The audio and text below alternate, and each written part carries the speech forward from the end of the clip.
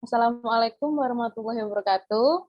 Pada kesempatan kali ini, kami akan menjelaskan tentang kapal feri. Sebelum itu, izinkan kami untuk memperkenalkan diri. Saya Dininda Natasha, NPM 2019. Saya Nita Jessica Panjaitan, NPM 20021. Saya Salsabila Aulia Ayu, NPM 2024. Saya Eka Aprilian, NPM 2034. Saya Rizdayanti Dewi, NPM 2057. Saya Mawinda Triviawati, NPM 20094. Saya Belai Permatasari, NPM 2097. Apa itu kapal feri?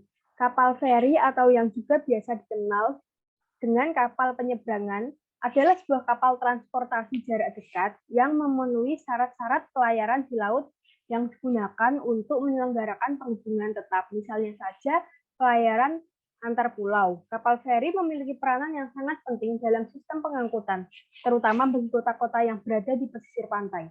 Selain itu, juga dengan adanya kapal feri ini memungkinkan Anda untuk membuat transit secara langsung di antara kedua tempat tujuan Anda dengan biaya yang lebih kecil apabila dibandingkan dengan menggunakan jembatan ataupun terowongan.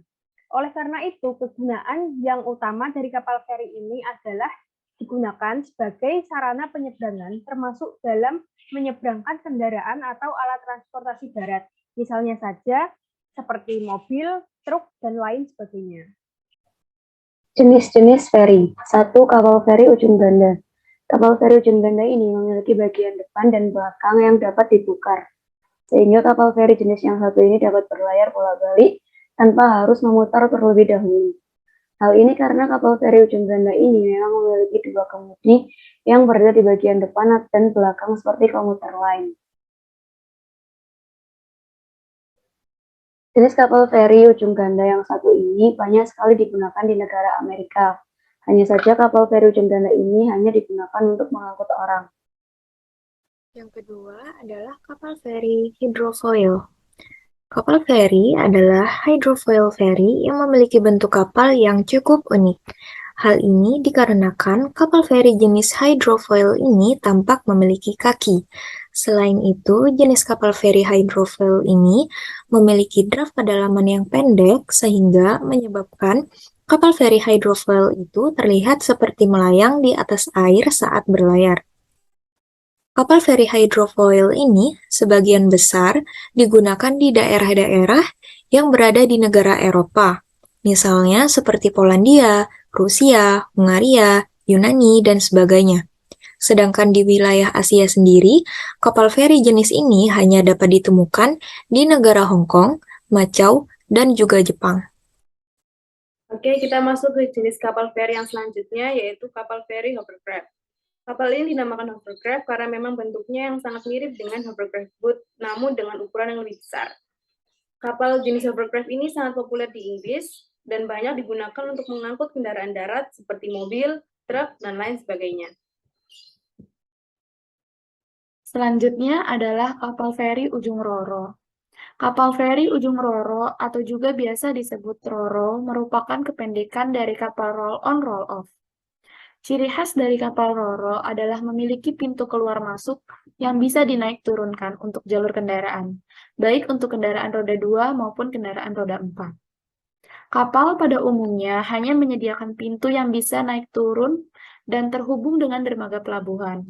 Namun, kapal roro ini berbeda dengan jenis kapal lainnya, di mana kendaraan yang akan dimasukkan ke dalam kapal harus ditarik dengan crane atau penarik lainnya untuk proses bongkar muat. Di pelabuhan penyeberangan, kapal roro biasa digunakan untuk mengangkut sepeda motor, truk, bus, mobil penumpang, hingga alat berat. Yang kelima yaitu kapal feri katamaran. Kapal katamaran adalah bentuk konfigurasi dua lambung kapal atau memiliki dua badan kapal. Bila dibandingkan dengan kapal berbadan tunggal, banyak sekali kelebihan dari kapal katamaran ini, yaitu stabilitas melintangnya yang lebih baik, hambatan yang nilainya kecil, dan area geladak yang lebih luas. Jenis kapal feri yang satu ini termasuk dalam kategori kapal feri dengan kecepatan yang tinggi. 6. Kapal feri kabel. Kapal feri kabel berfungsi sebagai sarana penyeberangan sungai yang tidak terlalu lebar. Untuk jarak yang dekat dapat digunakan kapal feri kabel, di mana feri digerakkan dan dikendalikan dengan menggunakan kabel yang disambung di kedua sisi. Kadangkala feri kabel digerakkan menggunakan tenaga manusia. Ada 3 jenis kapal feri kabel, yaitu yang pertama kapal feri arus yang menggunakan kekuatan sungai untuk melintasi arus. Yang kedua, kapal feri bertenaga yang menggunakan mesin atau motor listrik, misalnya Canby Ferry untuk angin sendiri.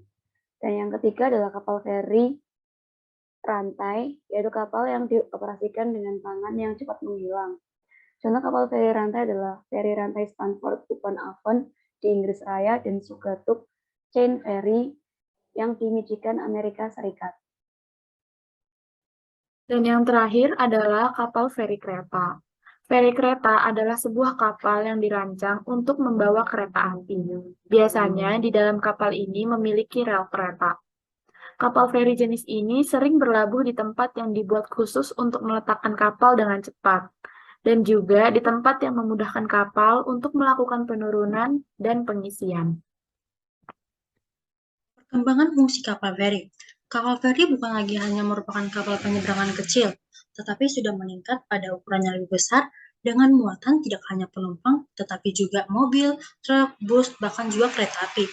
Dengan perkembangan operasional kapal feri tersebut, maka terjadi pula perkembangan dalam desain kapal feri. Kapal dituntut dapat menyediakan ruangan atau luas geladak yang sangat besar, sehingga selain untuk memenuhi kebutuhan atau kapasitas angkut, juga untuk keperluan kenyamanan penumpang dan penyediaan ruangan untuk tempat hiburan atau rekreasi di kapal. Bentuk lambung kapal konvensional U atau V tidak selalu diterapkan dalam desain kapal feri modern. Desain bentuk lambung kapal feri seperti bentuk pram, terowongan, atau lambang kapal dengan skek ganda. Karakteristik kapal feri.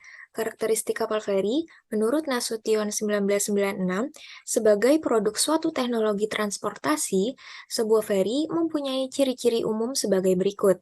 Yang pertama, geladak disyaratkan dengan lebar yang cukup besar untuk pengangkutan kendaraan agar arus masuk keluarnya kendaraan menjadi cepat. Yang kedua, penempatan kendaraan sedemikian rupa sehingga terlindung dari air laut. Yang ketiga, memiliki pintu rampah, baik itu di haluan dan di buritan maupun di samping. Yang keempat, kapal dilengkapi dengan balok pelintang yang cukup dan juga dilengkapi dengan fender untuk mencegah terjadinya shock. Bentuk-bentuk muatan yang bisa diangkut menurut Nasution tahun 1996. Yang pertama bisa bergerak sendiri, misalnya mobil. Dan yang kedua barang-barang di atas truk dan penumpang dalam bus. Yang ketiga barang-barang di atas rollerblade. Yang keempat kontainer di atas sasis. Dan yang terakhir penumpang yang bergerak sendiri. Sekian dari kelompok kami, kurang lebih mohon maaf. Terima kasih.